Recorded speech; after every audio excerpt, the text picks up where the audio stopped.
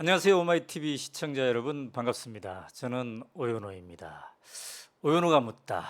오늘은 문정인 연세대 명예교수님과 함께 하도록 하겠습니다. 안녕하세요 교수님. 안녕하세요. 네, 윤석열 정부의 외교 시계가 아주 급박하게 돌아가고 있습니다. 한미 정상회담에 의해서 이제 어제는 한일 정상회담을 했습니다. 그래서 여러 가지 지금 언론으로부터 평가를 받고 있는데요. 한편으로는 뭐 일정한 성과가 있다 이런 지적도 있지만은 이거 속빈 강정 아니야? 뭐 가치 외교라고 하면서 모든 걸 다 내주고 있는 거 아닌가? 혹은 굴욕 외교다 해서 여러 가지 비판도 함께 있는데요.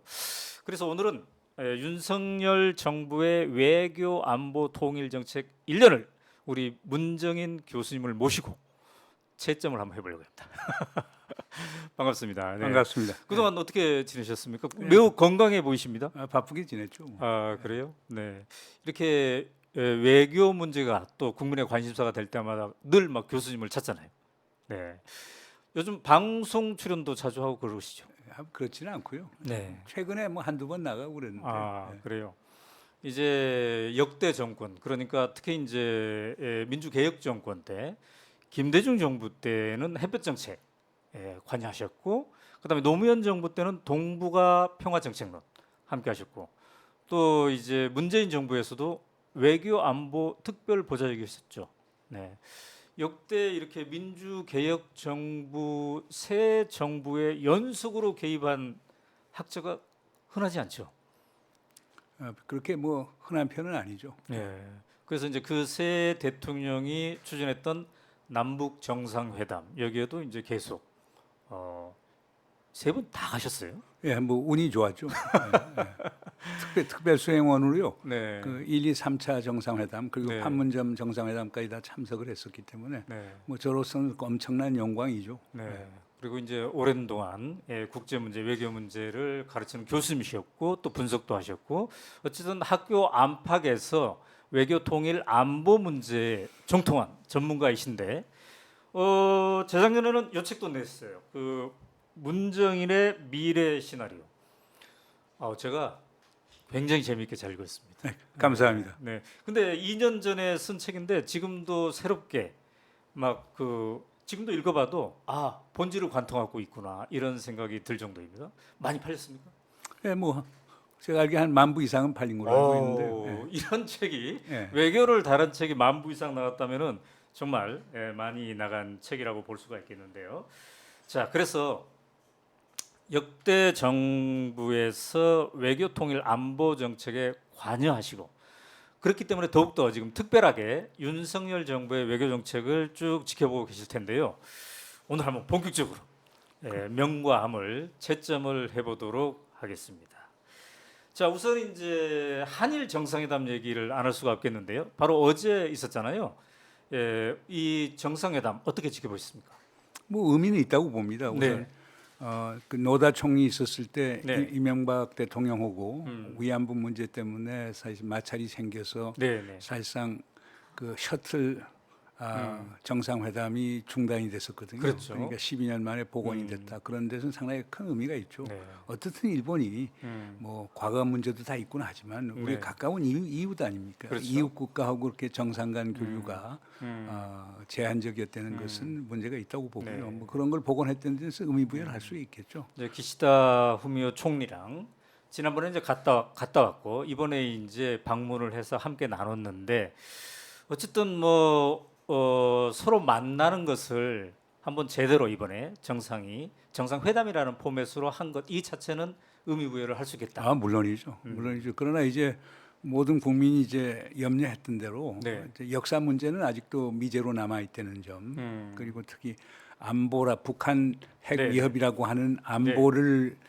이유로 해서 과거 사 문제를 네.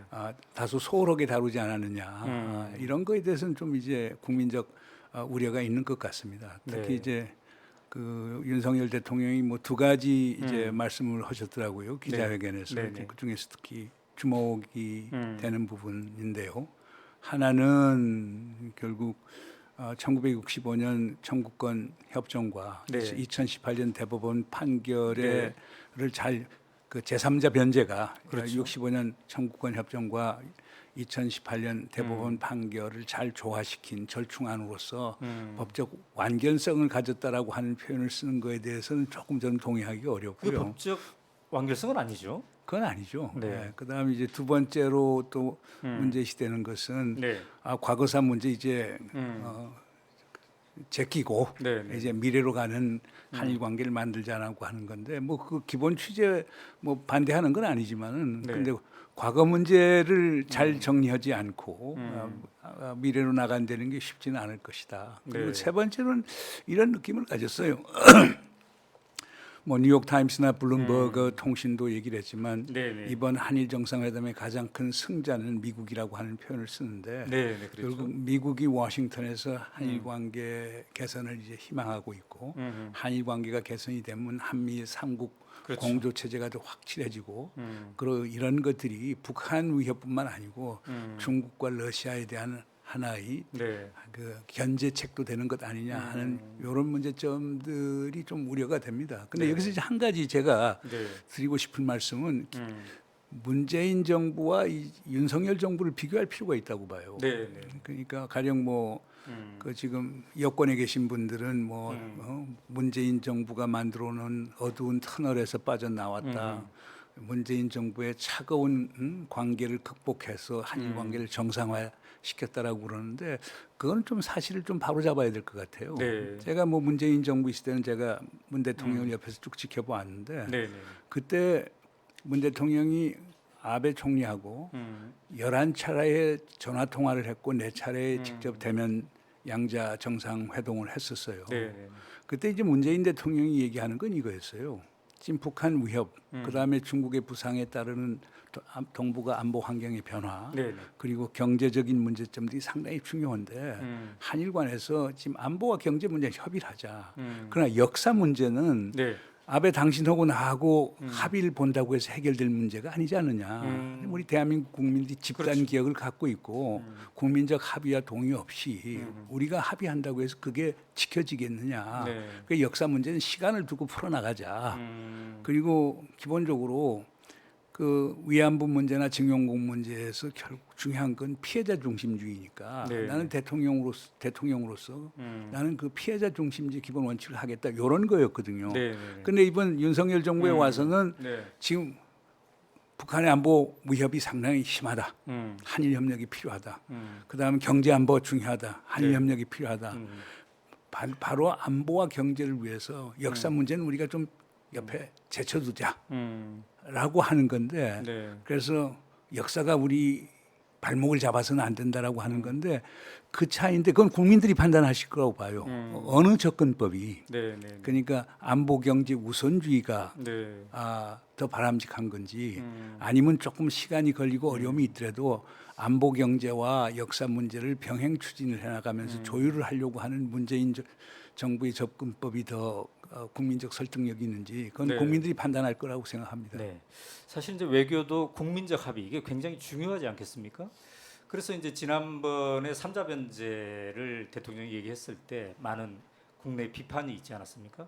그래서 이번에 일본 총리가 방문했을 때는 과거사에 대한 어떤 반성 이런 어떤 문구가 표현이 좀 더 진하게 나오지 않을까 그런 기대도 있었어요. 근데 여전히 또 없더군요 이번에. 뭐 마음이 아프다라고 그 정도. 하는 개인적인 네네.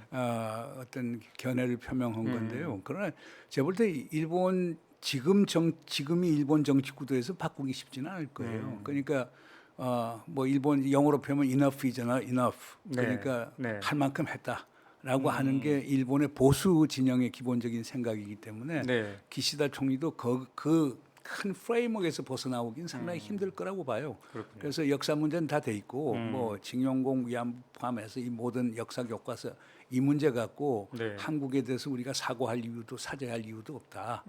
뭐 과거 역대 내각에서 다 의사 표명을 했다라고 그러는데 네. 그런 점에서 상당히 그 역사를 보는 시각이 다른 거죠. 그러니까 역사 문제는 쉽게 해결되지는 않을 거예요. 그러니까 일본 측 입장에서 본다면 진전된 사과를 하게 되면은 국내에서 지지 기반을 잃을 수도 있겠다 이런 생각을 하시는 건가요?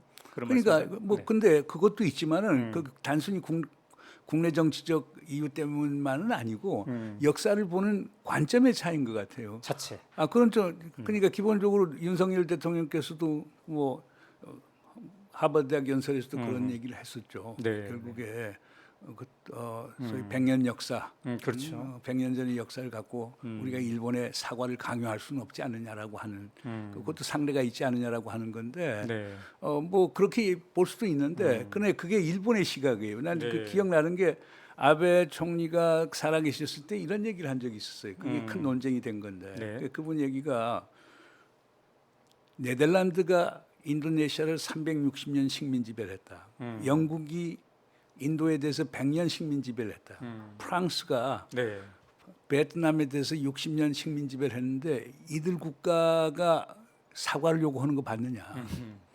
그리고 그 당시 식민지 팽창이라고 하는 건 국제 정치의 기본 질서였다. 네. 네. 약육강식의 기본 질서에 의해서 움직여진 건데 그걸 우리가 어떻게 해요? 그 후손들이 그거에 어떻게 사과를 하느냐라고 하는 것을 공식적으로 얘기한 적이 있어요. 네. 그것도 누차에 걸쳐서.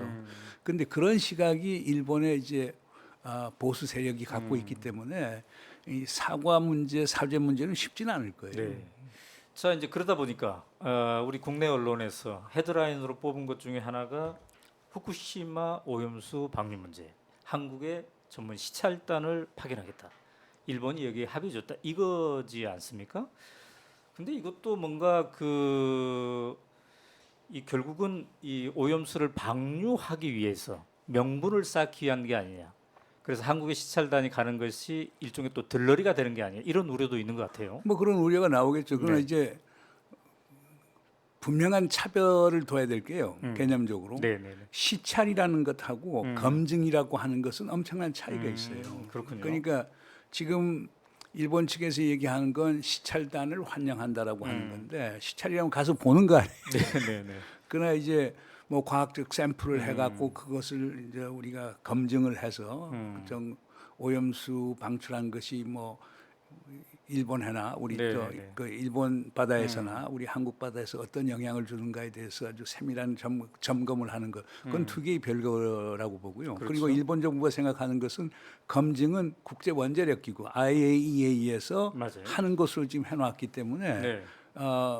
기본적으로 한계가 있다고 봐요. 그러나 이것도 제가 볼 때는 일본 정부의 이중적 태도가 나온다고 그러는데 우리 야당 의원들이 결국에 후쿠시마 지역으로 가서 뭐 시찰하러 간다고 그랬거든요. 네. 근데 일본 정부가 그때 대하는 태도 보면은 네. 그게 전혀 아니었거든요.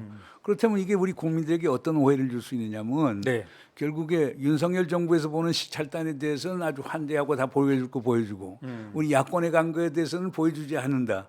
그렇다면 시찰단이 갔다 와서 그 정통성을 유지할 수 있겠어요? 글쎄. 이런 점이 있기 때문에 일본이 그건 조금 대승적으로 봐야 될 것 아니냐 하는 그런 생각이 듭니다. 이것도 그러니까 약간 수사에 그칠 수도 있겠다. 네. 이런 생각이 드네요.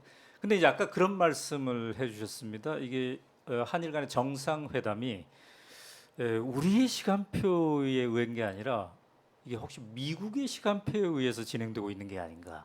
원래 이것도 이제 이 정상회담도 원래 이렇게 빨리 이루어질 게 아니었잖아요. 5월 이후에 한다고 지금 했던 건데 빨리 앞당겨졌단 말이죠. 예, 미국 방문 직후에 어떻게 보십니까? 지금 한일 간의 이 정상회담 어제 이제 오늘 발생한 뉴스인데 이 뉴스를 큰 프레임에서 본다면은 우리가 지금 미국이 정해놓은 시간표에 의해서 뭔가를 진행하고 있는 걸까요? 글쎄 어떻습니까? 뭐 미국에 정해놓은 시간표라기보다는 네. 그 의전적인 측면에서 보면 지극히 상식적이죠. 그러니까 이제 자 미국 정부가 제일 원하는 게 뭐냐? 네. 그 한국 정부로 원하는 것은 한일 관계 개선이라는 것이다. 그러면 우리 대통령이 미국 가기 전에 한일 관계 개선하는 게 중요하고, 그럼 한일 정상회담하는 게 좋은 것 아니냐? 그리고 그래서 우리 뭐 대통령이 갔고 일본을 먼저 갔고 그 다음에 이제 워싱턴을 간 거 아닙니까? 네.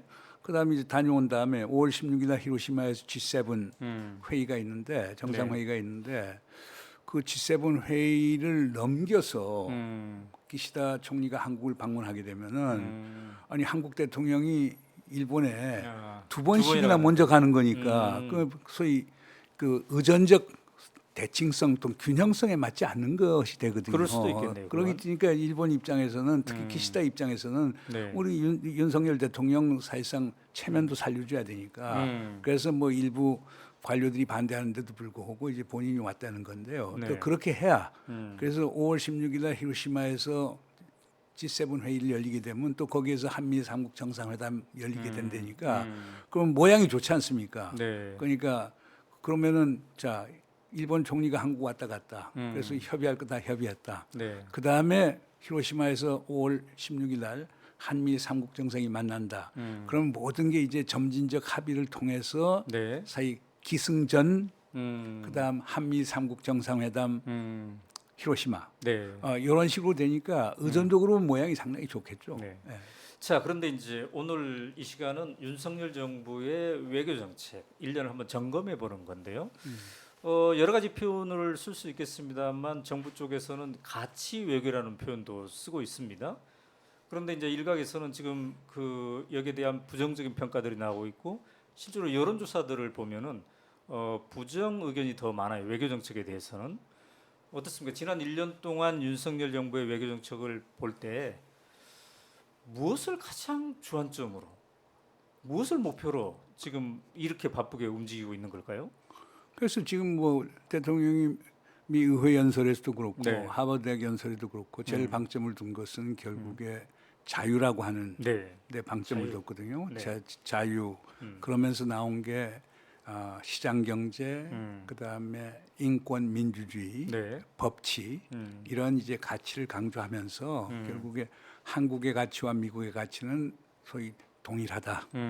예, 그러면서 나온 게 소위 가치 동맹을 얘기했거든요. 네, 네, 네. 그래서 대통령이 얼마 전 국무회의에서도 얘기했지만은 이번에 미국을 가서 가치 외교가 큰 성과를 봤다. 그래서 한미는 이제 가치 동맹이고 가치 동맹이라는 큰 틀 아래서 네. 안보 동맹, 경제 동맹, 기술 동맹, 문화 동맹, 네. 정보 동맹을 하게 되었다.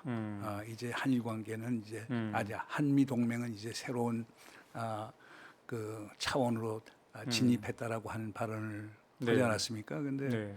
제가 볼 때 이제 이 가치 외교라고 하는 것이 연호는 엄격한 의미에서는 네. 우드로 윌슨 대통령을 들 수가 있겠죠. 그러니까 민족 자결을 얘기했던 우드로 네. 윌슨 대통령이 그분이 재임 시 제일 강조했던 게 이제 이 가치죠. 그러니까 미국의 그 미 건국의 아버지들이 강조했던 것들이 결국에 민주주의, 인권 네. 이런 것들을 강조했는데 이런 것들이 미국 외교 정책의 목표가 돼야 된다. 아하. 그래서 그걸 윌슨적 이상주의라고 해서 미국의 민주당에서는 이런 이상주의적 가치 외교를 계속 해왔죠. 네. 반면에 공화당에서는 가치가 밥 먹여주느냐라고 얘기를 하고 네. 가치 외교를 하다가 더 많은 국익의 손실을 갖고 올 수 있다. 거기에 대표적인 게 닉슨과 키신저가 이제 대표적인 사람들이죠. 네. 네. 그러니까 이분들 얘기하는 건 가치 지향성도 좋지만 그것을 국익이라고 하는 것하고 잘 절충해서 네. 네. 하나 그 절충된 외교를 전개해야 된다고 얘기를 했죠. 네. 그러면서 그 하버드에서 조셉 나이 교수가 이번에 대통령 그 연설하는데 이제 그 사회를 보고 그랬는데 네, 네, 그 네. 조셉 나이 교수가 쓴 그 미국 대통령의 도덕적 리더십이라고 하는 그 책이 있어요. 네, 네. 그 도덕이 중요한가라고 하는 그 책에서 얘기를 하는데 그 가치 지향성, 그 확신도 중요하지만 그 확신이 뭐하고 균형을 잡아야 되느냐, 신중성하고 균형을 잡아야 된다는 아하. 거죠. 그 신중성이라고 하는 건 첫째 제대로 된 정보를 파악하고 있느냐. 두 번째로는 지도자가 이모셔널 인텔리전스, 감성 지능이 얼마나 있는가. 그리고 세 번째는 셀프 마스터리, 네. 자제력이 있는가. 네. 네. 그래서 항상 가치 지향성과 결국에 신중성의 아주 절충에 의해서 또는 균형에 의해서 네. 외교 정책을 전개해야 좋은 외교 정책이 나온다라고 얘기를 했는데 네. 제가 볼 때는 저는 우리 윤석열 대통령께서 완전히 이번 미 의회 연설을 보면은 음. 우리 대한민국이 21세기 십자군이 되겠다. 네, 네. 그 이제 민주주의 연합의 선봉장을 서고 자유의 나침판이 되고 네, 네. 그러면 자연히 그 상대가 있어야 될 거 아니에요. 네, 네. 결국 중국, 북한, 러시아 이런 국가들이 결국에 권위주의 축이 되고 네. 그러니까 십자군 전쟁 때 이슬람 세력이 되는 거거든요. 음. 이런 식의 선악의 구분이라든가 음. 그 편가름의 외교가 우리 국익에 도움이 되는가? 우리처럼 특히 남북이 네. 분단돼 있고 남북이 군사적으로 대치하는 상황에서 그리고 경제적으로 네. 또 우리가 국제적 취약성이 상당히 높은데 네. 이런 가치 일변도 외교가 우리 국민들을 음. 안전하게 만들고 그다음 번영하게 만들 수 있는가? 네. 이건 좀 의문이 갑니다. 그래서 이제 교수님이 그런 말씀하셨던 것 같아요. 윤석열 정부는 세계를 미국이라는 창을 통해서 보는 것 같다. 예. 그러니까 이 한미 동맹을 너무 중시하면서 미국을 중심으로 세계를 지금 보고 있는 것 같다. 이 좀 의미심장한 말씀 같았는데 좀 덧붙인다면요? 그 아까도 지적을 하셨습니다마는 네. 결국에 한국과 미국 사이에 가치가 같다. 가치가 같기 때문에 국익도 같다. 네. 왜냐하면 그런 시각에서 보면 국가의 이익도 가치에서 결정이 된다고 보니까 네. 말이죠. 그러다 보니까 자연히 동맹도 한미 간의 일체화가 된다. 그러니까 한미가 모든 게 같고 근데 네. 미국이 우리보다 강한 동맹이란 말이에요. 그럼 미국을 통해서 세상을 보는 게 당연한 이치가 아니겠습니까? 네. 네. 이 저변에는 바로 역사적 관성이 깔려져 있죠. 그러니까 미국이 없으면 우리는 공산주의에 완전히 먹혔을 것이다. 미국이 있었기 때문에 우리는 경제적 번영을 할 수 있고 네. 나라의 국격도 올라갔다. 그러니까 미국하고 같이 가야만 우리가 살 길이다라고 하는 역사적 관성이 상당히 네. 깔려져 있던 거죠. 그게 어떻게 보면 한국 네. 사회의 지배 카르텔이라고 해도 과언이 아니겠죠. 그러니까 그렇죠. 한국 사회 지배 카르텔이 생각하는 것은 미국인 우리에게 필수 불가결한 존재이고 네. 미국을 통해서만이 우리의 평화와 번영이 담보될 수 있다라고 하는 확신을 갖고 있기 때문에 네. 아마 그런 시각에서 미국을 통해서 세상을 보는 것 아닌가 생각이 됩니다. 네. 그런데 이제 그렇게 한미 동맹을 그렇게 중시하고 미국을 신뢰하는 것 그런 시각이 있을 수 있겠지만은 우리가 되돌아보면 말이죠. 역대 미국의 한반도 정책을 이렇게 보면은 미국 대선에 의해서 뭔가 좌지우지되는 그런 측면도 있었던 것 같습니다. 그러니까 지난번에 이제 바이든에게 미국 기자가 그렇게 물었잖아요. 재선 도전 이번에 재선 도전을 앞두고 미국 내수 진작을 위한 중국 반도체 산업 억제 정책이 동맹인 한국 기업들의 중국 사업에도 타격을 입히고 있다. 이런 지적을 했단 말이죠. 그러니까 바이든이 재선을 위해서 한미 동맹과 그다음에 대한반도 정책 이걸 이용한 게 아닌가 이런 이제 지적을 한단 말이죠. 어떻습니까? 미국이 본인들의 외교 정책을 펼칠 때 미국 대선이라는 국내 정치가 어느 정도 중요한 변수로 그동안 작동을 해왔다고 보십니까? 거의 100%죠. 100%. 그러니까 팁 원일이라고 하는 전 네. 미 하원 의장 하셨던 분이 있어요. 그분이 유명한 이제 명언을 남겼죠. 네. All politics are local. 모든 정치는 지방 정치다. 즉 선거 정치다. 네. 그러니까 대통령이든 하원의원이든 상원의원이든 네. 재선은 되기 위해서 정치를 한다라고 이제 얘기를 하는 거거든요.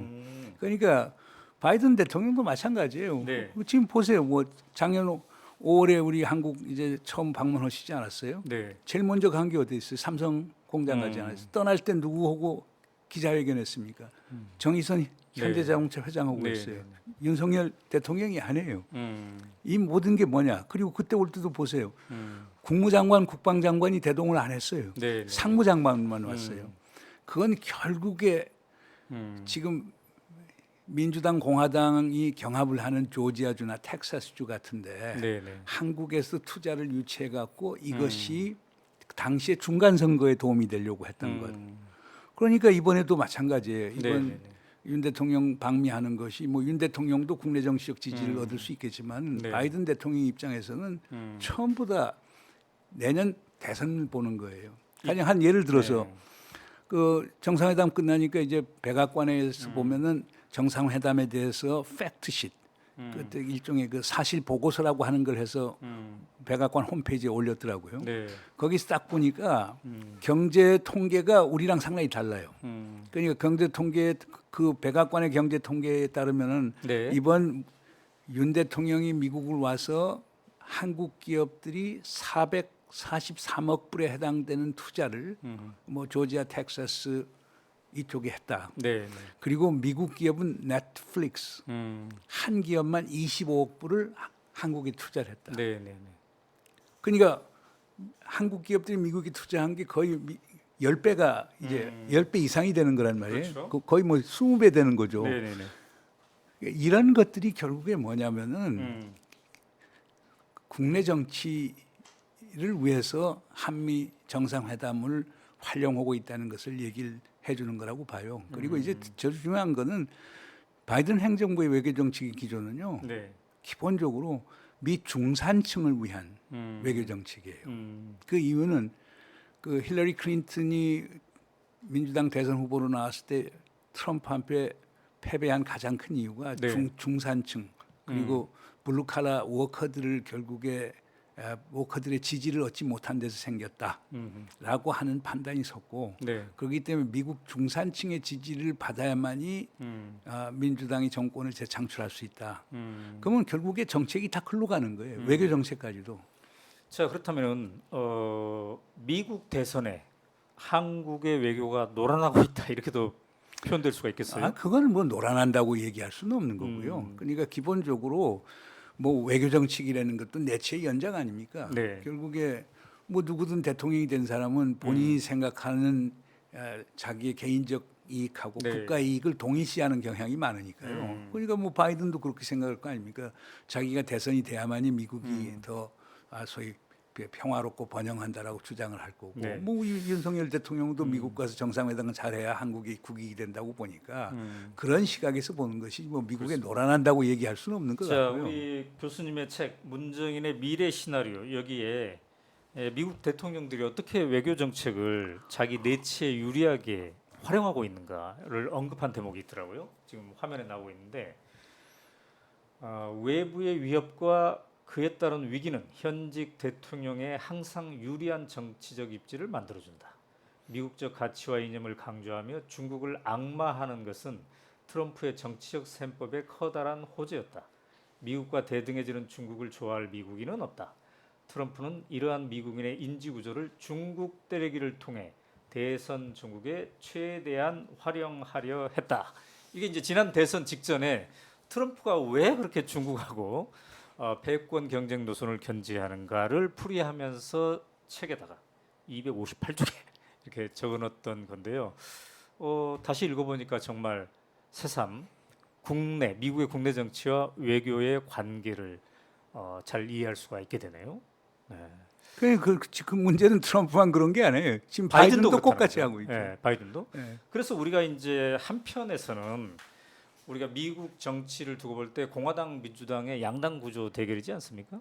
근데 우리의 어떤 좀 시각 중에 일부는 민주당은 좀 한반도 긴장 완화와 통일을 좀 지지할 수도 있겠구나라는 생각을 한때 했었잖아요. 그런데 우리가 그 김대중 정부 이후에 쭉 지나오면서 한반도 정책에 개입하고 관여하는 미국의 공화당과 민주당의 입장을 보면은 이게 일치되어 있지가 않더라고요. 자기네들의 내부의 정치적 필요성에 의해서 강과 온을 오가는 그런 게 있지 않나 이런 생각을 해봅니다. 이제 그게 어디서 오느냐면요. 네. 한미 동맹이 비대칭 동맹이거든요. 그 미국의 힘이 우리의 네. 힘보다 훨씬 세고 우리가 미국에 기대하는 네. 뭐 소위 일종의 미국이 우리의 후견이 되는 그런 동맹이지 않습니까? 네. 근데 이제 이렇게 되면은 미 국내 정치적 변화가 네. 한미 관계, 한미 동맹에 미치는 영향이 상당히 많아요. 그러니까요. 바로 그런 이유 때문에 우리가 상대적 자율성을 찾아야 된다는 주장들이 나왔던 거죠. 네, 그래서 그걸 노무현 정부 때는 그걸 이제 전시작전 통제권 환수를 포함해서 동맹을 대등한 동맹으로 가자, 그렇죠. 우리의 자율성을 갖자라고 나왔던 건데, 그러나 지금 윤석열 정부에서는 그럴 필요 뭐 있느냐, 그냥 미국에 줄 서는 게 더 안전하다라고 네. 하는 인식을 갖고 있는 것 같아요. 한반도 정책에 대해서 미국 민주당과 공화당에 참 이렇게 차이가 있구나라는 걸 특별하게 느꼈던 게 지난 2018년에 트럼프 김정은 정상회담 때 말이죠. 민주당에서는 되게 안 좋게 보고 이게 성과가 별로 없었으면 좋겠다라고 간절히 기도하는 듯한 뭐 그런 모션을 보이지 않았습니까? 그건 낸시 근데 펠로시가 그때 대표적인 우리 케이스예요. 문정인 교수님은 간절하게 뭔가 성과가 있었으면 좋겠다고 생각했는데 그때 미국 민주당은 전혀 또 반대였어요. 그러니까 뭐 두 가지 이유죠. 하나는 이제 미국 민주당이 가치 시각에서 보니까 북한 인권 문제부터 시작해서 네. 북한 체제에 대해서 비판적인 게 상당히 많았고요. 다른 하나는 트럼프가 잘 되는 건 못 보겠다는 거죠. 그러니까 대표적인 얘기가 네. 2019년 2월 27일 날 가령 하노이 정상회담 때 아니 거의 같은 시간에 네. 시간대에 낸시 펠로시가 네. 마이클 코엔이라고 하는 네. 트럼프의 개인 변호사를 미 의회에 세워서 청문회를 하지 않았어요. 네. 그래서 그 마이클 코엔 입에서 트럼프는 사기꾼이고 네, 뭐 네, 인종주의자고 이런 그렇죠. 발언이 나오게끔 했거든요. 그러니까 사실상 그 다음 날 2월 28일 날 북미 정상 2차 정상회담이 실패한 이유가 네. 아마 워싱턴의 기류하고도 무관치 않다고 저는 봅니다. 그러니까 그게 대표적인 케이스죠. 그러니까 미국이 그만큼 양극화됐다는 걸 얘기를 하는 거죠. 자, 그런 상황에서 우리는 과연 이 앞으로 어떻게 해야 되나 이게 이제 오늘 문정인 교수님 모신 핵심인데 그 얘기는 결론적인 거니까 조금 이따 해보고요. 네. 윤석열 대통령의 안보 공약 포스터를 잠깐 우리가 한번 봐보도록 하겠습니다. 이게 대선 때 포스터를 만들었는데요. 당당한 외교와 튼튼한 안보는 국가의 의무입니다. 또 다른 포스터가 있어요. 네, 국익 최우선의 당당한 외교에 임하겠습니다. 이런 포스터를 당시에 만들었네요. 그런데 지금 미국의 이 도감청 의혹, 우리 그 대통령실에 대한, 그다음에 일본과 관련해서는 이 3자 변제 문제 이런 걸 보면은 당당한 외교하고는 좀 거리가 멀지 않나 이런 생각이 들어요. 당당한 외교의 이중성이라고 얘기를 할 수 있겠죠. 미국과 일본에 대해서는 네. 상당히 소프트하고 북한, 북한에 중국, 대해서 러시아에 대해서는 당당하고 네. 이런 어떤 당당한 외교의 이중성이라고 표현하는 게 정확할 것 같습니다. 아, 그래요. 이게 일관성이 좀 있어야 될 텐데 말이죠. 네. 그리고 또 하나 저 스포츠대에서 문제가 되는 것은 네. 국익 우선의 당당한 외교가 아니고 가치 우선의 당당한 외교가 돼서 네. 걱정되는 부분이 좀 있죠. 가치 우선이 아니라 국익 우선이라면 좀 달라야 되겠죠? 달라야 지금 되겠죠. 그 일본과의 정상회담 내용도 그렇고 미국과의 정상회담 내용도 그렇고 그렇죠? 예. 자, 그리고 이제 당시에 또 그 한일 김대중 오부치 이 선언을 가지고 또 공약을 만든 게 있습니다. 그거 한번 잠깐 볼까요? 네. 자, 이런 공약을 만들어 봤어요. 여기에서도 이제 과거사와 주권 문제는 당당한 입장을 견지하겠다. 이런 공약을 했었는데 지금 진행되는 거는 상당히 굴욕적인. 그러니까 네. 우리가 네. 한 나라의 외교안보 정책은 무엇을 위해서 합니까? 하나는 생존이라고 하는 목표. 그건 바로 안보죠. 네, 네. 두 번째는 번영이라는 목표. 네. 그리고 세 번째는 국격이라고 하는 문제가 있거든요. 국격이라고 하는 건 우리의 국민적 정체성, 네. 위신하고 이제 직결되는 겁니다. 그러니까 안보도 중요하고 네. 번영도 중요하고 근데 국격도 상당히 중요하거든요. 음. 그러면 안보의 목표가 결국은 뭡니까? 주권과 영토를 지키는 거거든요. 그게 국민의 생명과 재산을 지키는 거 아닙니까? 네, 네, 네. 그런데 가령 우리 지금 일본 같은 데서 제가 볼 때 우려되는 문제는 지금 과거사 문제에서 양보를 하다 보면은 네. 독도 문제에 대해서 일본이 더 공세적으로 나올 수 있거든요. 네. 그러면 독도야말로 우리의 주권과 영토를 상징하는 것 아닙니까? 네. 그래서 우리가 과거사 문제에 대해서 용인하는 태도가 독도라고 하는 주권과 영토에 관련된 문제에 엄청난 소위 손실을 가져올 수 있다는 것을 좀 인식할 필요가 있을 것 같고요. 두 번째 번영이라는 측면도 지금 한국과 일본이라고 하는 건 상호 호혜적이어야 되지. 네. 일본으로부터 일반적으로 우리가 수혜를 받는 입장은 아니거든요. 네. 그렇기 때문에 우리가 당당하고 떳떳하게 할 필요가 있는 거거든요. 그다음에 세 번째 중요한 게 과거사 문제는 우리의 정체성하고 관련된 문제입니다. 우리의 국격과 관련된 문제입니다. 네. 그것도 상당히 신중하게 다뤄야 되는 문제거든요. 뭐냐면 결국 피해자들의 권리를 보호해 주는 것, 네. 그리고 과거 일본의 잘못된 행동에 대해서 따지고 일본으로 하여금 정말 실질적인 상징적인 사과와 사죄가 아니고 실질적인 사죄가 이루어져서 네. 과거 역사가 반복되지 않게끔 만든다라고 하는 것은 우리 국민들에게만 좋은 게 아니고 일본을 위해서도 필요한 거고 동북아 질서를 위해서도 필요한 거거든요.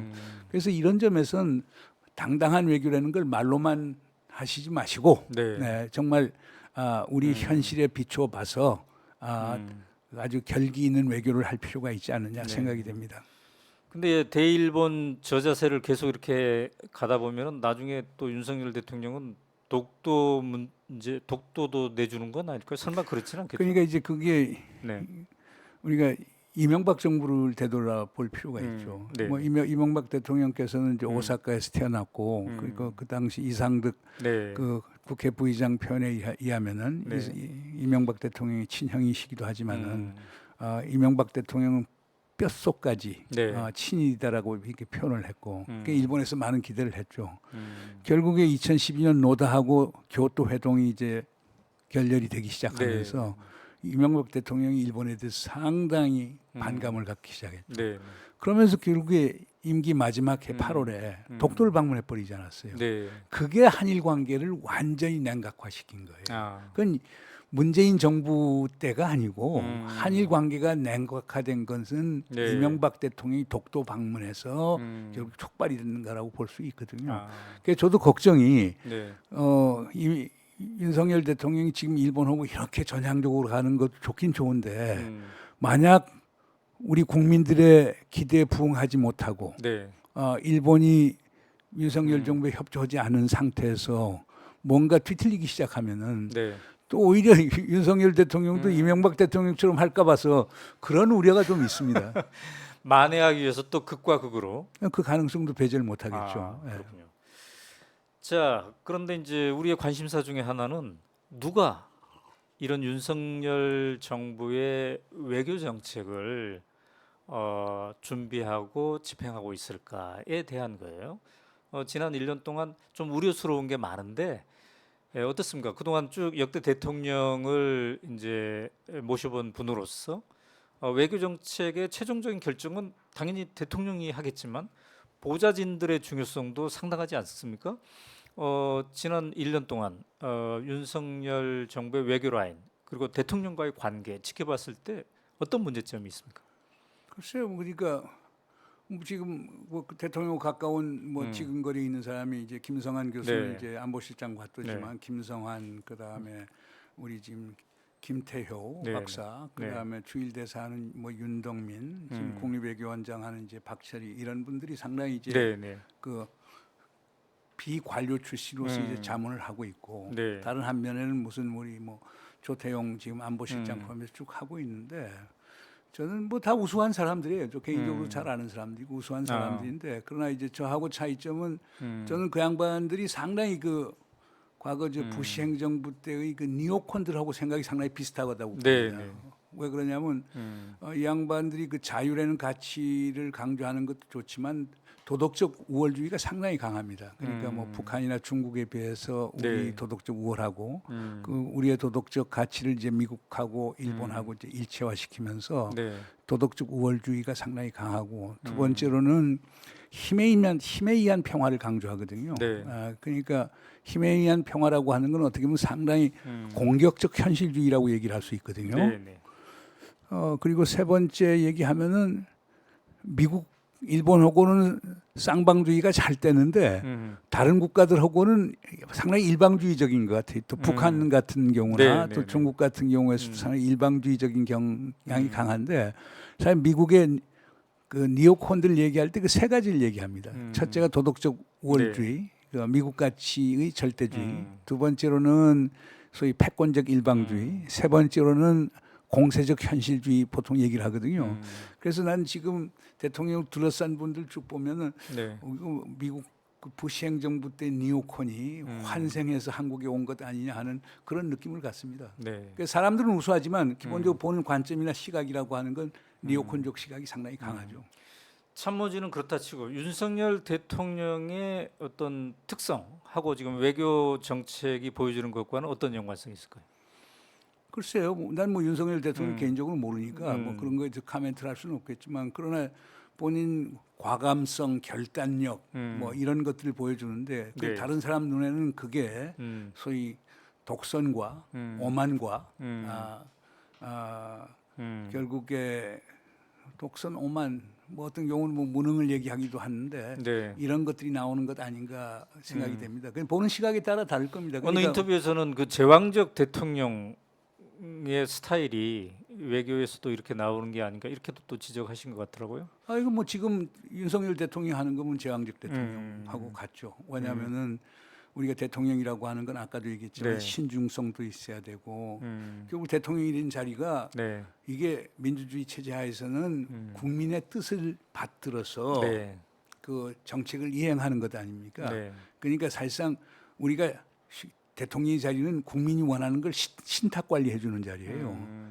자기가 독자적으로 할 수 있는 게 아니에요. 네. 근데 그 국민의 어떤 의중을 반영을 해야 되는데 반영하지 않고 네. 내 결정이 옳고 국민은 따르십시오라고 하는 거라든가. 음. 그다음 뭐 우리가 지금 언론에 많이 나오지만 외교부의 의견이 제3자 변제에 대해서 외교부의 의견이 다른데 대통령이 네, 네. 내가 책임질게 가자라고 하는 것들 네. 네.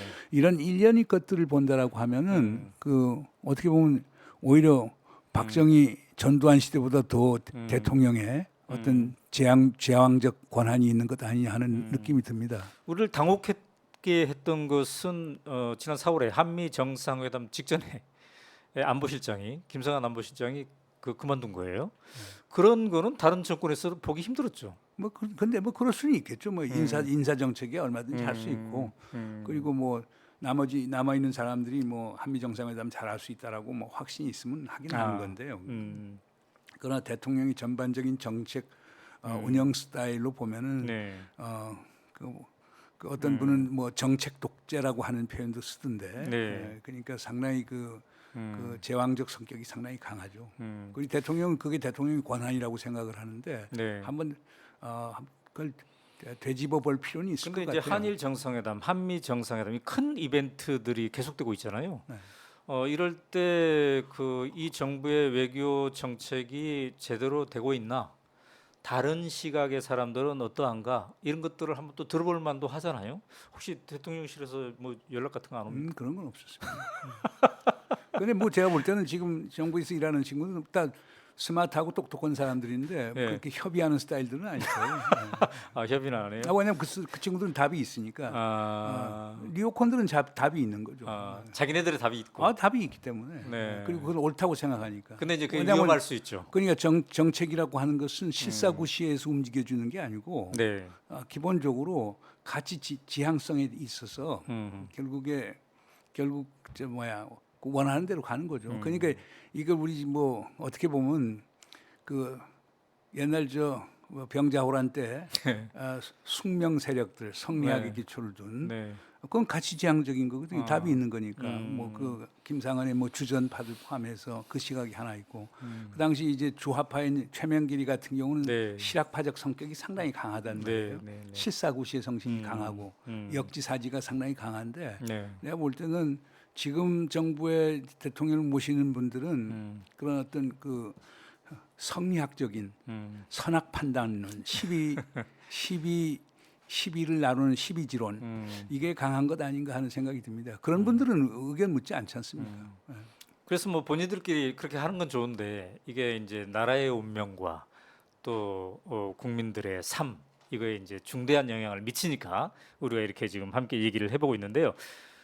외교안보 문제는 참 풀기가 어려운 고차 방정식인 것 같습니다. 이제 역대 대통령들 쭉 지켜봤는데 그래도 이 대통령이 가장 외교안보를 잘 핸들링했다 이렇게 평가할 만하다면 어느 분을 저는 꼽을 뭐 수 있겠습니다. 노태우 대통령하고 김대중 대통령 두 분을 들겠습니다. 그래요. 네. 노태우 대통령은 북방 정책이라고 한 걸 전개해 나가는 과정에서 그 네. 발상에 전환을 하는 데도 상당히 의미가 있었다고 보고요. 네. 그리고 그 당시 이제 외교안보 수석이었던 김종희 수석이 상당히 역할을 잘했어요. 그 미국의 신뢰를 100% 받았던 네. 그런 분이었어요. 그래서 한미 관계를 잘 관리하면서 그 냉전 후 탈냉전 시기로 넘어가는 과정에서 북방 정책을 전개하면서 우리의 네. 생존과 번영의 공간을 넓혔고 남북 관계의 새로운 돌파구를 만들었다는 점에서 네. 네. 큰 의미를 하고요. 두 번째 김대중 대통령도 마찬가지예요. 그러니까 김대중 대통령은 노태우 대통령 때 만들어 놨던 남북 기본 합의서에 기초로 해서 지속을 하는데 우선 남북 정상회담을 최초로 했고 네. 그다음에 김대중 대통령의 큰 공헌 중에 또 하나는 뭐냐면 그분이 갖고 있는 어떤 지역주의 어떤 발상이에요. 네. 그게 전에는 한중일 삼국이 정상들이 만난 적이 없었거든요. 항상 아세안 정상회담을 하면 한중일 삼국 정상이 가서 거기에서 격가지로 만났거든요. 네. 네. 그래서 그때 이제 김대중 대통령이 당시 주롱기 중국 총리하고 네. 오부치 일본 총리하고 얘기를 했어요. 이게 말이 되느냐? 우리끼리 만나자. 그래서 한중일 삼국 정상회담의 키트를 만들어서 네. 기본적으로 한중일 삼국이 잘 협의를 해야 네. 이 지역에서 우리가 냉전에서 벗어날 수 있고 우리 평화 번영을 가져올 수 있는 것 아니냐 이런 발상을 냈던 것들은 상당히 의미가 있다고 봐요. 그러니까 김대중 대통령의 햇볕 정책이라고 하는 것 또 네. 있지만은 이 지역 정치를 보는 것 그리고 뭐 하나는 어떻든 간에 뭐 지금 현 윤석열 정부에서 가치 외교를 강조하지만은 네. 그 당시 김대중 대통령의 그 가치 외교 근데 그거는 목청을 높이지 않았죠. 조용하게 네. 동티모르 문제라든가 미얀마 문제라든가 그거에 대한 국제사회가 상당히 공헌을 했고 그 덕에 이제 노벨 평화상까지 받은 건데 그래서 그런 점에서 저는 두 사람을 듣고 싶습니다. 노태우 대통령과 김대중 대통령 두 분을 듣고 싶습니다. 예. 문재인 정부에서는 이제 외교안보 특별 보좌역을 하셨는데 그 얘기 이따가 조금 이따가 네. 해보도록 하고요. 자, 그런데 이렇게 이제 복잡한 외교 분야에서 우리가 어떤 전략을 가지고 생존할까를 또 이 책은 잘 정리를 하고 있습니다. 공부가 꽤 됐습니다. 특히 5가지 선택지에 네. 대해서 아주 친절하게 여기 설명을 했던데요. 자, 한번 우리가 표를 한번 볼까요? 표 5가지 선택지 만들어 놓은 표. 이거는 이제 여러분들이 뭐 너무 글자가 작죠. 그래서 이렇게 섬세하게 우리 교수님께서 표로 정리해 놓으셨다. 나중에 책에 이게 나와 있으니까요. 한번 보시고요. 자, 크게 정리한 거 5가지 한번 보도록 하겠습니다. 지금 바야흐로 신냉전 시대입니다. 미중 신냉전 시대인데 한국의 전략적 선택을 어떻게 해야 될까? 사실 이제 우리가 이렇게 큰 틀거리 속에서 최근에 이루어지고 있는 한일 정상회담이든 한미 정상회담이든 이해가 가능할 텐데요. 우리 교수님께서 정리한 5가지 선택지. 첫 번째가 한미 동맹 강화론, 그다음에 두 번째가 중국 편승론, 세 번째가 홀로서기론, 그다음에 네 번째 현상 유지론, 5번째가 초월적 외교론. 이렇게 이제 5가지로 정리를 했습니다. 이제 교수님 이제 이 표에서 보면은 지금 윤석열 대통령은 1번이죠. 1번을 하고 있는 거죠. 네. 그다음에 이제 책을 자세히 읽어보면 나옵니다만 또 아까 말씀하신 것도 보면은 김대중 대통령은 현상 유지론. 그렇죠. 자, 우리가 이제 한미 동맹 강화론 쉽게 이해되고 중국 편승 홀로서기도 이해가 되니까 김대중 대통령의 현상 유지론을 짧게 설명하신다면요? 그분 주장은 그죠. 그분은 이제 그 논두렁론이라는 걸 폈었는데요. 논두렁론. 소가 논두렁을 지나갈 때 풀 뜯을 때 뭐 오른쪽 왼쪽 가려서 뜯지 않지 않느냐. 풀이 있는 대로 가서 이제 풀 뜯지 않느냐라고 그렇죠. 하는 주장을 했거든요. 네. 그거에 해당되는 거죠. 그러니까 미국하고 동맹은 계속 유지하지만 우리가 중국하고 전략적 협력 동반자 관계도 동시에 유지해 나가자. 네. 그러면 여기 이제 반론이 나오죠. 김대중 대통령이 있을 때는 네. 김대중 대통령이 클린턴 대통령하고도 사이가 좋았고 그다음에 짱쩌민 중국 주석하고 사이가 좋았으니까 가능한 것 아니냐. 네. 지금 바이든하고 시진핑 두 지도자 사이의 관계가 아주 악화가 됐고 그렇죠. 미국이 압박을 우리에게 많이 가하는데 가능하겠느냐. 네. 저는 뭐 가능하다고 봐요. 그걸 이제 우리의 정책적 조율에 달린 건데 네. 그러니까 전부는 아니래도 아까 말한 4가지 지정학, 지경학, 기술민족주의, 그다음에 가치 이념 요 안에서 우리가 그 사이에 얼마든지 조율할 수 있는 공간이 있지 않느냐. 네. 근데 그걸 하려고 하면은 혼자 힘만 갖고 안 되고 거기 틀을 바꾸는 외교를 해야 된다는 거죠. 그게 초월적 외교라는 거예요. 그렇습니다. 그러니까 미국 네. 얘기하시죠. 지금 이제 말씀하신 거는 김대중 정부에서 현상 유지론, 즉 한미 동맹을 그대로 유지한 채 중국하고도 경제적 협력 이런 것들을 잘 하는 그게 현상 유지가 가능했던 것은 시대가 그런 것도 있었고 김대중이라는 인물 때문에 그런 것도 있었는데 이제 그런 인물도 없고 시대도 지금 이제 미중 간의 패권 경쟁이 본격화되는 그런 시대라는 거죠. 그러면 이때는 어떻게 해야 되느냐라고 해서 마지막으로 다섯 번째로 제안한 게 이른바 초월적 외교. 전략이죠. 네. 외교 전략이죠. 자, 그거 초월적 전략에 대한 거 한번 책에 적혀진 거를 한번 보도록 하겠습니다. 사실 이 초월적 전략이라는 게 우리 문정인 교수님이 만들어낸 단어인가요? 아 이거 저 서양 미국 학자가 미국 학자가 만든 사용을 거를 썼죠. 예. 이제 활용하신 건데 네. 이게 이제 어려울 수도 있고 추상적일 수도 있으니까 우리가 한번 화면에 정리를 해봤습니다. 초월적 전략은 미중 진영 외교의 틀을 벗어나서 다자 협력과 지역 통합의 새로운 질서를 만들고 그 질서 속에서 미국과 중국이 신냉전 충돌로 가는 것을 막고 새로운 외교 공간을 만드는 적극적이고 미래지향적인 전략이다. 이렇게만 되면 얼마나 좋겠습니까? 근데 이게 진짜 고차방정식이네요. 아 근데 뭐 그건 생각하기 나름이죠. 쉬운 네. 일은 아닌데요. 네. 근데 문제는 음. 지금 오늘날 세계를 보면은 한국과 같이 샌드위치 상황이 돼 있는 국가들이 많습니다. 일본도 그렇고, 네. 호주도 그렇고, 카나다도 그렇고, 음. 프랑스도 그렇고, 네. 독일도 그렇고, 음. 뭐 네덜란드도 그렇고 이런 국가들이 저 한편에서는 다 미국하고 동맹이거든요. 네. 다른 한편에서는 중국이 제일 큰 무역 파트너예요. 네. 다 이것 때문에 고민을 하는 거거든요. 음. 그렇다라고 보면 이들 국가가 할 수 있는 건 뭐냐? 그러면 미국하고 동맹이니까 미국의 신뢰가 있으니까 네. 뭐 중국 편에 설 거라고 생각하지는 않을 거거든요. 네. 이런 국가들이 한번 모여갖고 샌드위치 국가들을 한번 모여갖고 야, 이 미중이 싸우면은 네. 다 같이 손해를 보는 루즈 소위 네거티브 썸 게임 결과가 나오는데 네. 야, 우리가 이건 막자. 음. 그렇게 해서 이들 국가들 지도자들이 네. 시진핑 찾아가서도 얘기를 하고 뭐 미국 대통령 찾아가서도 얘기를 하고 네. 그러면서 결국 살 수 있는 길은 단 하나 이거밖에 없어요. 다자주의로 질서로 가는 거예요. 그러니까 무역 분쟁이 생기는 거 그건 기본적으로 WTO 세계 네.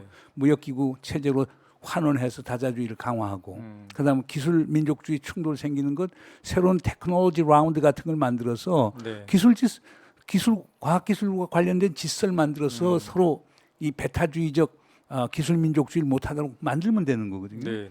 그다음에 안보만 하더라도 그러니까 서로 동맹 중심에 네. 그러니까 지금 미국이 대중 포위 봉쇄 전략을 하는데 네. 야 이러지 말고 동맹을 넘어서 다자 안보 협력 체제를 만들어 갖고 유엔 헌장에 기초해 갖고 네. 공존하는 체제를 만들자 나갈 수 있는 거거든요. 그 제일 어려운 건 가치와 이념의 문제일 거예요. 네. 그러니까 가치와 이념의 문제도 이것을 외교 광고에 최전선에 넣지 말자. 그리고 서로 신뢰가 있으면 얼마든지 이것을 조용한 외교를 통해서도 개진할 수 있는 것 아니냐. 그러니까 이런 식의 발상의 전환을 가져오는 건데요. 네. 뭐 독일 3인당 측에서는 이 아이디어를 상당히 선호하는 것 같더라고요. 그래서 네. 제가 6월 둘째 주에 지금 그 독일 3인당 초청받아서 독일을 가는데 네. 그래서 거기는 3인당 지도급 인사들하고 이걸 협의를 좀 해보는 자라고 하는 건 지금 구상을 갖고 있습니다. 그래서 한국 정부에서 이걸 할 가능성은 상당히 적고 네. 숄츠 총리가 한번 네. 그 독일이 중심이 돼서 이런 구상을 해서 샌드위치 국가들 좀 국제 회의를 베를린에서 좀 한번 해보는 게 어떠느냐 이런 이런 샌드위치 포럼. 그렇죠 샌드위치 국가 포럼이죠. 네. 그런데 이미 그게 저 마크롱 음. 그 대통령이 지난 4월에 중국을 가지 그랬었죠. 않았어요. 그때 네. 가서 얘기하는 게 유럽은 유럽 자체의 전략적 자율성이 필요하다. 네. 우리가 미국에 그냥 따라갈 수는 없지 않느냐. 우리 중국하고 할 건 하겠다. 네. 그다음에 숄츠 총리도 작년 11월 중국 가갖고 우리는 실용주의 채택하겠다. 물론 가치 중요성은 우리가 저버리는 건 아니지만은 네. 실용주의가 독일 외교의 사이 최전선이 돼야 된다. 네. 이런 것들을 보면은 얼마든지 가능할 것 아니냐. 네. 그다음 호주 같은 데도 노동당 정부가 들어서 있기 그렇죠. 때문에 아마 네. 제일 그 걸림돌은 한국하고 일본이 지금 보수당 네. 잡고 있기 때문에 거기만 협력이 된다라고 하면은 네. 이런 샌드위치 국가 협의를 통한 초월 외교도 꼭 네. 불가능한 건 아니다라고 말씀드릴 수 있습니다. 그런데 지난 1년간의 윤석열 정부가 한 거를 보면 이 노선을 선택하기는 진짜 힘들겠네요. 그게 이제 문제가 이제 음. 문재인 지우기에 너무 열중하지 않았어요. 왜 그러니까 그렇게- 남북한 관계도 그렇고 네, 네, 네. 그렇잖아요. 지금 전 참 현 정부에 대해서 안타까운 게 그러니까 북한 핵 위협, 미사일 위협이 있다. 네. 그러면 지금 현 정부가 하는 뭐 억제 음. 전략이라든가 강압 전략 네. 이걸 우리가 피할 수는 없겠죠. 그러나 그 못지않게 중요한 거는 네. 우선 예방 외교가 필요한 거거든요. 그러니까 소위 충돌하는 상황이 일어나는 것을 막는 예방 외교가 필요하고 그렇죠. 그보다 더 중요한 건 지금 한반도 상당히 위태롭잖아요. 네, 네, 네. 위기를 안정적으로 관리할 수 있는 위기 안정성 전략이 있어야 되는데 이 두 가지가 없는 거예요. 예방 외교도 없고 네. 위기 안정성 전략도 없고 음. 그러니까 강대강으로 가는 억제와 강압만 있는 거예요. 네. 이러니까 국민이 전부 다 지금 불안해하는 거거든요. 그 예방 외교라는 게 전쟁을 예방하는 외교이지 않습니까? 그렇습니다. 근데 어떻습니까? 이게 외교 전문가 입장에서 이러다가 위태로운 상황, 전쟁 같은 국지전이라도 나오는 거 아닌가 이런 걱정도 좀 있으십니까? 물론 있죠. 얼마 전에 파이낸셜 타임스에도 그렇게 네. 나오지 않았습니까? 지금 한반도에서 전쟁이 일어나면 과거처럼 뭐 서해, 동해, 뭐 네. 휴전선 일대에서 무슨 국지적인 군사적 충돌이 끝나는 게 아니고 네. 지금 북이 지금 전술핵과 네. 그리고 단거리 탄도미사일 다 가지고 있기 때문에 네. 조금이라도 잘못하면 이게 확전이 될 수 있고 확전의 형태는 핵전쟁을 뛸 가능성도 배제를 하지 못하기 때문에 네. 그러기 때문에 지금 보다 더 신중하게 음. 한반도 상황을 관리해야 된다는 것입니다. 지금 그 군대 자식을 보내놓은 부모들은 걱정이 점점 늘고 있다고 그래요. 그런데 이제 전문가도 상당히 걱정이 더 많이 들겠네요. 그렇죠. 그러니까 지금 우크라이나 전쟁이 일어나고 있고 네, 네. 그다음 이제 타이완에서 전쟁이 일어날지 모른다라고 하는데 네. 오히려 타이완보다도 한반도의 상황이 더 악화가 될 수 있는 것 아닌가 이런 느낌이 들어요. 이유는 간단한 게 네. 우리 뭐 대통령께서도 말씀을 하셨습니다마는 지금 남북한 간에 지금 직통 전화가 전부 다 지금 차단된 상태 아니에요. 북에서 전화를 받질 않아요. 한 5가지 정도의 그 직통 핫라인이 있는데 네네. 북에서 지금 받지 않고 있단 말이에요. 그다음에 미북 간의 이제 소통 채널도 지금 완전히 차단된 상태고 네. 그리고 과거에 한국과 미국이 대북 그 소통 채널이 차단이 됐을 때는 중국이 그 역할을 했는데 지금처럼 한중 관계, 미중 관계를 보면 중국이 나서서 해줄 이유도 없고 네. 이러한 전반적인 외부 환경이 우리의 지금 불안을 더 고조시키는 거라고 저는 생각이 됩니다. 근데 이제 역대로 보면은 민주개혁 정권 말고 보수 정권 때 남북 간의 긴장이 더 높지 않았습니까? 이명박 박근혜 정부. 근데 이명박 박근혜 정부와 대비해서도 윤석열 정부에서 조성되는 이 남북의 불안이 전쟁의 가능성으로 발전될 그 가능성이 훨씬 더 높다고 보십니까? 물론 이제 2010년 같은 경우에 천안함 사건이 있었고 네. 연평도 사건이 있었기 때문에 네. 그때가 더 고조된 거라고 하는 건 사실이지만은 네. 그러나 지금은 전반적인 구조적 변수나 남북한 간의 상호작용을 봤을 때 네. 그 군사 긴장이 언제 다시 가시적인 군사적 충돌로 변화할 가능성을 배제하기가 어렵다는 점에서 상당히 우려가 됩니다. 그렇군요. 이제 아까 말씀하신 거는 이러한 그 대북 강경 정책 이것이 문재인 지우기 전략하고도 연관이 돼 있다 이렇게 말씀하셨는데 이 정부는 문재인 정부에서 추구했던 평화는 가짜 평화다 이걸 강조하고 있어요. 그렇게 뭐 남북 정상회담 해봤자 북한은 계속 핵 개발하고 있고 변화된 게 하나도 없지 않느냐. 가짜 평화였다 이렇게 얘기하는데 여기에 대해서는 어떻게 보십니까? 동의하기 어렵죠. 어. 지금 윤석열 정부가 하는 게 가짜 평화죠. 힘에 의한 평화는 평화가 네. 아니에요. 그건 안보지. 음. 그리고 힘에 의한 평화라고 하는 것은 그 유명한 로마 전략가 네.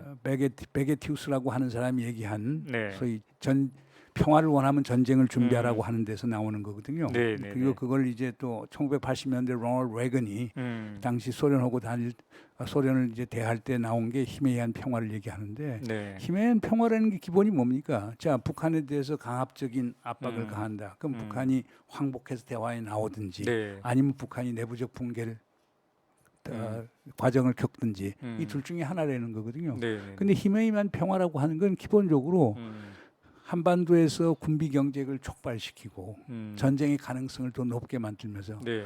그리고 전쟁이 일어났을 때는 결국에 정복해서 굴복시키고 예속을 시키는 것 이런 아이디어거든요. 네. 이게 로마가 칼 타고 가서 했던 그 칼타고적 평화라고 얘기를 할 수 있는데 아. 최소한 북한은 그렇게 인식을 하고 있거든요. 네, 네, 네. 그럼 북한은 절대 양보하지 않고 끝까지 가겠죠. 음. 그러면 이게 네.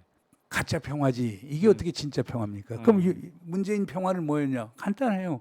우선 남북한 간에 긴장을 완화하고 신뢰를 구축하고 네. 지금 아직도 전쟁 상태니까 이것을 네. 결국에 종전선언 채택을 통해서 네. 평화협정으로 좀 바꿔보자. 그러니까 그런 점에서 윤석열 대통령이 의회 연설에서 네. 이제 한반도 전쟁은 1953년에 끝냈다라고 하는 그런 발언을 하셨는데 그건 참 잘못된 인식이죠. 그리고 문재인 정부가 했던 한반도 평화 프로세스는 네. 국제정치 이론의 가장 초보적이고 보편적인 접근법이에요. 그러니까 그걸 통한 평화를 가짜 평화라고 얘기하면 말이 안 되죠. 네. 그리고 그때 문재인 정부 때는 결국에 이런 평화 한반도 평화 프로세스를 통해서 북한의 비핵화도 추동하자라고 하는 거거든요. 동시 병행 추진을 해서 네. 나는 그게 정답이라고 봐요. 그건 제가 그 지난 정부의 편향이 돼서가 아니고 네. 국제정치 학자로 봤을 때 그것이 평화로 가는 길이지 네. 힘에 의한 강압 그것이 평화를 가져온다? 자, 그런데 이제 문재인 정부 얘기를 우리가 하고 있었습니다만 그 2018년에 남북 간의 정상회담까지도 하고 분위기가 굉장히 좋지 않았습니까? 그런데 이제 집권 중후반기에서는 별 진전이 없었단 말이죠. 이것을 함께 지켜봤던 외교특별안보 보좌관으로서 입장에서 봤을 때 어떻습니까? 무엇이 그런 진전을 방해했던 걸까요? 뭐 제일 큰 거는 미국 변수였죠. 미국 변수. 그러니까 2019년 2월 27일, 28일 하노이 정상회담에서 네. 저는 트럼프 대통령이 전 딜을 만들 수 있었다고 봅니다. 그러니까 근데 결국에 북한이 영변 카드를 갖고 나와서 제시를 했는데 트럼프 대통령이 네. 아주 빅딜을 요구했죠. 그러니까 부분적 제재 완화 우린 관심이 없고 네. 북한이 결국 모든 핵무기와 미사일, 네. 화생무기를 선제적으로 해체를 하면은 북한 경제 밝은 미래를 보장하겠다는 이런 제안을 했거든요. 네. 그러면 그때 김정은 위원장이 제시한 거는 영변 핵시설 완전히 영구적으로 폐기할 터이니 네. 그 2016년 이후 5개의 유엔 안보리 제재 결의안을 부분 완화시켜 달라. 그것도 민생과 관련되고 민간 경제 네, 관련된 네. 걸 해달라고 얘기하는데 그걸 걷어찬 거죠. 음. 그러니까 김정은 위원장이 썸딜을 내놨는데 네. 트럼프 대통령이 빅딜을 내서 노딜로 가버린 거죠. 거기에는 존 볼튼이나 마이클 폼페오 같은 아주 니오콘적인 강경파들이 역할이 큰 걸로 봅니다. 그러니까 미국 국내 정치가 결국 망친 거죠. 두 번째는 북의 경직성도 좀 있어요. 김정은 위원장이 그때 트럼프 대통령하고 개인적인 친분도 쌓았기 때문에 조금 더 유연성 있게 협상을 해나가면서 부분적으로 들어줬어. 네. 트럼프 대통령이 하노이에서 워싱턴 돌아갔을 때 네, 네, 네. 명분을 살 수 있도록 하는 이런 협상력이 필요한 건데 그것도 좀 모자랐다고 보고 세 번째는 네. 문재인 정부의 한계죠. 음. 사실상 2018년 9월 평양 선언에 네. 영변 항목 동창리 항목을 집어넣은 거는 문재인 정부의 공헌이거든요. 네. 네. 그러면 그걸 음. 미국을 설득해서 음. 아무리 폼페오 뭐 볼튼 같은 사람이 있더라도 미국을 설득해서 가능토록 했어야 되는데 네. 그걸 이제 딜리버리를 못한 것이고 다른 하나는 네. 북하고 약속한 거 네. 개성공단 뭐 완전 재개는 어렵지만 개성공단 입주 대표자들 시설 방문하는 거라든가 그러니까 금강산 개별 관광 같은 거는 좀 했어야 되지 않느냐. 네. 그러니까 문재인 정부의 제일 안타까운 점은 네. 2018년 이후 그렇게 새로운 반전을 가져왔는데 북하고 한 약속을 하나도 지킨 게 없어요. 단 한 건도. 음. 그러니까 북이 입장에서도 상당히 남측에 대해서 네네. 소위 화가 날만 하죠. 문재인 대통령, 문재인 정부의 결기의 부족입니까? 아니면은 약소국, 즉 우리가 아까 말씀하시지 않았습니까? 한반도 관계, 남북 관계가 미국의 국내 정치에 포획되어 있는 그런 점을 지적하셨는데 그 미국 변수가 더 중요했습니까? 두 가지 다죠. 음. 그러니까 이제 그 결기가 아니, 있었다면은 아니 근데 이제 문재인 대통령의 이제 외교 정책을 하는데 가장 큰 자산이 신중성이에요. 네. 신중성이라고 하는 것은 음. 위험을 최소화시키면서 그 안에서 네. 우리의 혜택을 극대화시키자라고 하는 음. 전략이거든요. 네. 그러니까 리스크 테이킹이 아니고 음. 디리스킹, 위험 분산 전략을 폈거든요. 네, 네, 네. 그러니까 이제 우리 문재인 대통령 경우는 그냥 미국하고 등을 져서라도 남북 관계를 개선하겠다. 그러면 한미 관계가 흐트러지고 또 네. 미국이 북한에 대해서 또 아주 적대적 행위를 하고 이렇게 하면 한반도의 위험도 높아간다. 네. 그러려고 하면 미국하고 공조를 해야 되겠다. 네. 바로 이런 대통령의 인식이 음. 결국에 큰 돌파구를 못 만들어낸 거죠. 그런데 그걸 탓할 수는 없어요. 음. 대통령이 되면은 네. 누구도 네. 리스크 테이크가 되기 어려워요. 왜 5천만 국민 생명과 재산을 볼모로 해서 할 수는 없잖아요. 네. 그렇기 때문에 결국 디리스킹, 음. 그 위험 분산을 전략할 수밖에 없는 거죠. 그럼 결국은 문재인 정부의 한계인가요? 그 대한민국의 한계, 대한민국의 한계이고 네. 한반도의 한계인가요? 한반도의 한계이고 음. 대한민국의 한계이고 지도자의 한계죠. 근데 참 거기에서 지금 듣고 보니 슬프기도 하고 안타깝기도 하고. 그러나 이제 저는 주장하는 게 아까 네. 초월적 그래서 외교라고 초월적 한 외교를 주장하고 말씀하시는데. 그러니까 저는 그래서 그런 점에서 음. 지도자가 상상력이 있고 결기가 있고 또 관료와 시민사회, 정치사회가 그걸 또 지지해주는 국민적 네. 합의가 있으면 네. 한번 해볼만 하지 않느냐. 근데 어떻게 보면 이 세 가지들이 다 없었지 않았느냐 하는 그런 느낌이 좀 드네요. 네. 자, 그 얘기는 나중에 한번 네. 제대로 다시 한번 모시고 이렇게 해봐도 좋을 것 같습니다. 이제 우리가 어느 정도 이제 정리를 해야 되는데요. 제가 책을 보니까 306쪽에 상당히 또 중요한 표현을 쭉 적어 두셨습니다. 외교와 내치에 대한 얘기인데요. 자, 여기 나오네요. 외교는 내치의 연장이다. 국내 정치적 기반이 없는 외교 정책은 사상 누각과 같다. 그렇다면 어떤 외교 정책이 국내에서 정치적 지지를 받을 수 있겠는가? 정파를 넘어서는 대승적 외교 정책을 펼 때 비로소 지지를 받을 수 있다. 물론 대통령 중심제의 민주 정치는 승자 독식 원칙에 기초한다. 그러나 지지 세력의 요구만을 수용하는 외교 정책은 성과를 내거나 지속성을 담보하기가 어렵다. 자, 그래서 어떤 외교 정책을 펼 때 국민들에 대한 설득, 국민들에 대한 지지 이런 것들이 이제 굉장히 중요하다는 건데요. 오늘 우리가 윤석열 대통령의 외교 1년을 되돌아보는 건데 그 국민들에 대한 설득력 준비 정도는 어땠다고 보십니까? 그러니까 뭐 제가 볼 때는 대통령께서 네. 정말 초당적으로 그 끼리끼리가 아니고 초당적으로 뭐 대통령에 대해서 자문기구를 만들어서 거기에서 대통령 앞에 이제 초당적인 뭐 보고서나 추천서 네. 같은 것을 뭐 제출하는 방식 같은 것도 있을 것 같고 그다음에 야당 지도자들하고도 수시로 네. 이제 컨택을 해갖고 그 야당 지도자의 그 정치적 지지와 합의를 받을 수 있도록 하는 작업도 중요할 거고 네. 그다음에 현 정부 와서는 시민사회에 대해서도 이제 상당히 편가름에 접근을 하고 있는데 네. 그것도 시민사회들도 그러니까 진영에 관계없이 초청해갖고 얘기를 듣고 네. 이런 과정들이 좀 고통스럽긴 하겠지만은 이런 과정을 겪으면서 국민적 합의를 만들 수 있는 것 아니냐. 그리고 어떤 땐 대통령이 본인이 생각한 결단이 있다고 하더라도 네. 그런 합의에 부응해갖고 내 결단을 바꿀 수도 있다는 걸 보여주는 이런 것들이 필요하지 않을까 생각이 돼요. 그렇군요. 제가 이 책 읽으면서 왜 외교 정책 하는데 이런 단어들이 튀어나오지라고 생각했던 게 한두 개가 있어요.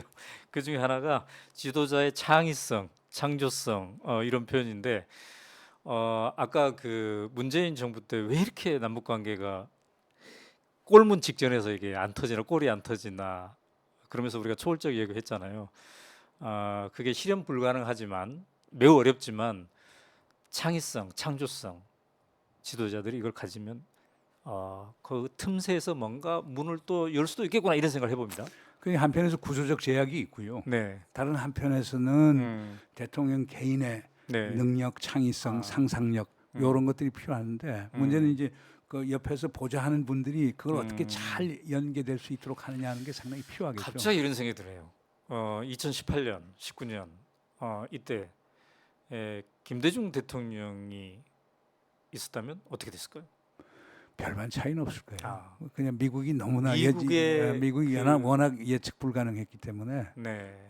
그러나 하여간 그렇군요. 저는 문재인 대통령이 특히 김정은 위원장의 신뢰를 사는 데는 네. 엄청난 사실상 성과를 보였기 그렇죠. 때문에 정말 제가 평양 2018년 평양 가서 느낀 건데 정말 김정은 위원장이 우리 문재인 대통령에 대한 신뢰와 존경을 보였고 우리 대통령도 또 김정은 위원장에 네. 대한 신뢰와 존경을 보여서 그런 것들이 크게 작용을 했었는데 근데 신뢰라고 하는 것도 서로 약속한 것을 딜리버리 해야 될 거예요. 그렇죠. 약속한 걸 지켜야 되잖아요. 지키지 못기 때문에 이제 신뢰가 깨진 거죠. 근데 아까 그 표현 하나도 지키지 않았다. 이게 그건 사실이죠. 참그 네.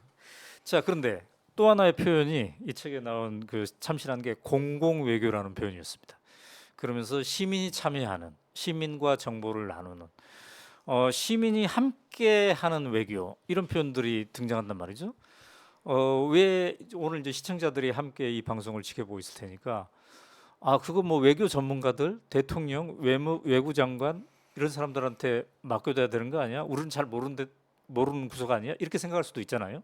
근데 이 책에서 그런 공공 외교라는 측면에서 시민의 참여, 깨어있는 시민 이걸 강조한 이유는 뭔가요? 그건 간단해요. 음. 세상이 변하지 않았습니까? 음. 그러니까 외교 정책이라는 게 네. 소위 행정부의 독점적 전유물이 아니거든요. 네. 그리고 특히 시민사회 역할들이 상당히 필요하니까 음. 보세요. 자, 정부가 어떤 정책을 편다. 네.